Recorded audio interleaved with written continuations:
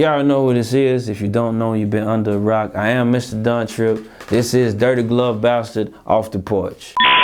They say money can't buy you happiness, but being broke ain't worth a bag of shit. I don't really care about half this shit, but when they...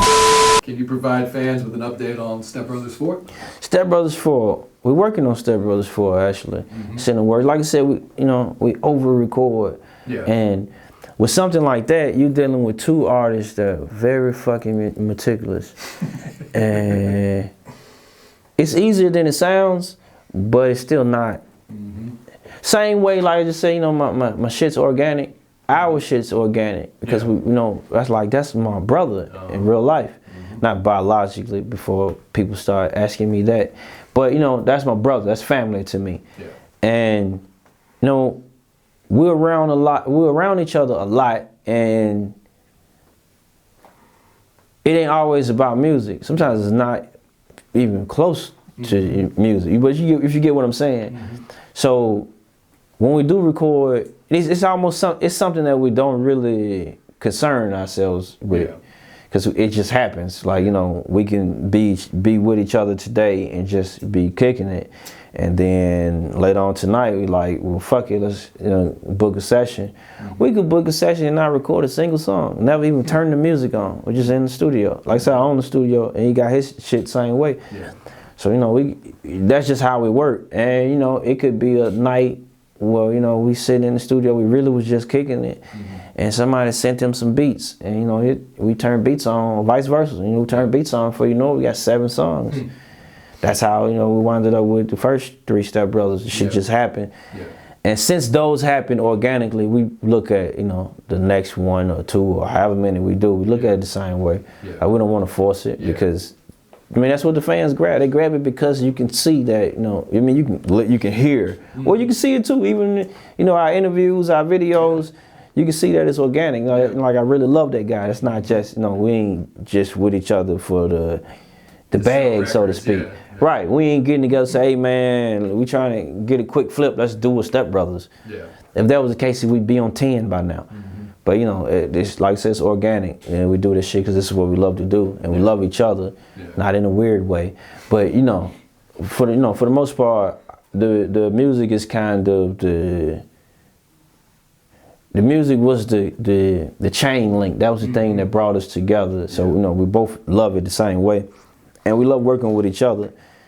But I said all that to say, every time we're together, because people assume every time they see us in the same place, right, that we record. No matter where we at, we could be both in the gas station, and I guess they think we got the mic in the bathroom, and we're for to do Step Brothers 4 tonight. But whenever we're together, it ain't always music. Like I said, it's family, and he's on with Starlito when the mic come on, and vice versa. So, but it's definitely in the making. And when you guys put out that first one 8 years ago, did you think there'd be so much demand? I didn't even realize it was 8 years ago. 8 years. 8 years ago, we did the Step Brothers tape because he was in a point in his career. Well, he'll tell you he really was ready to retire. I won't say what was going on. That's for him to speak on. But he was at a point he was like, man, fuck it, I'm not making any more music. And I'm like, we had really maybe known each other about a year by then. And I'm like, nah, man, fuck it, you talking about? You for to quit? Like, no, we for to run it. We was in the studio. Like, turn some shit. We fuck what you talking about. Let's go. And we never even thought we never thought past the studio. For the most part, we was doing that just because 2 rappers. That kind of shit never really happens. Like, nobody put us together. Like, Gotti was the right. But nobody said, you 2 are a group now. It wasn't like that. And we didn't grow up with each other like the Locks or something or the Clips or something like that. So the fact that we could come together already having solo careers, we were like, that was unique. Let's see how this play out. And shit, like you said, 8 years later, that shit, man, and it's still a great demand for Step Brothers. So And Starlito, he recently became a father for the first time. Did you give him any advice? Plenty. What type of advice did you give him? For the most part, your first child, well, every child for the most part, but your first child, that shit's overwhelming. And for some people, it get stressful, like extremely stressful. And, you know, he's a good dude. So, you know, that's the kind of advice I was giving him. Like, you know, no matter what, you got to, you know, remember that a child didn't ask to be here. You know, I know he's going to love the child and care for the child. But just, you know, the extra support, like, man, you know, it's going to get crazy. Oh, yeah. But it's so fucking wonderful. And, you know, he's been around my kids a lot. So, you know, that's one of the things I know, you know, he get to see. That's really, I've heard him, you know, say that that's one of the things he respects or adores about me, is the fact that, you know, my kids mean everything. Yeah. And, you know, pretty much all the advice I could give him as far as the, you know, I won't say parenting, because, I mean, his child fairly young for one, so you don't take much, you know, discipline per se. And I couldn't give parenting advice, you know, no two kids are the same.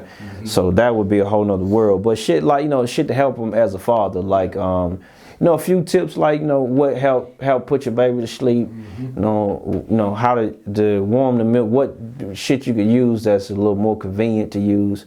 I'm a, like people that watch my YouTubes, people that watch me through the screen would know that I'm like a fucking tech junkie with everything. So, you know, all my shit's super automated, lazy as shit for the most part.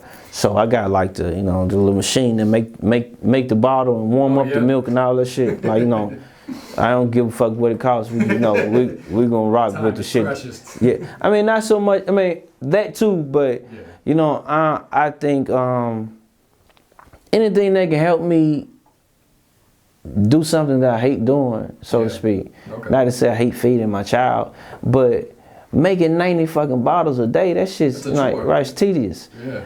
And you know, same way, you know, if that was the case, I would never buy a vacuum. I would only use a broom.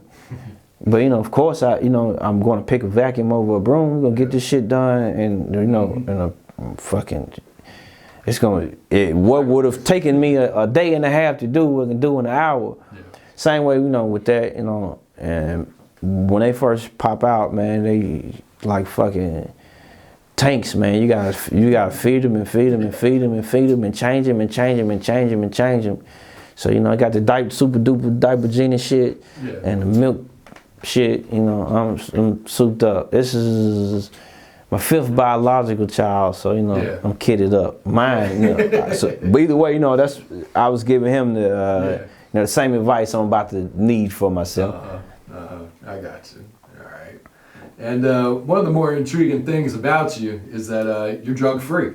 Yeah. And, well, except for secondhand smoke, of course. Yeah, I can see right now. Yeah. Which is very rare for a rapper. Yeah. So I want to ask you, did you ever try smoking weed when you were younger?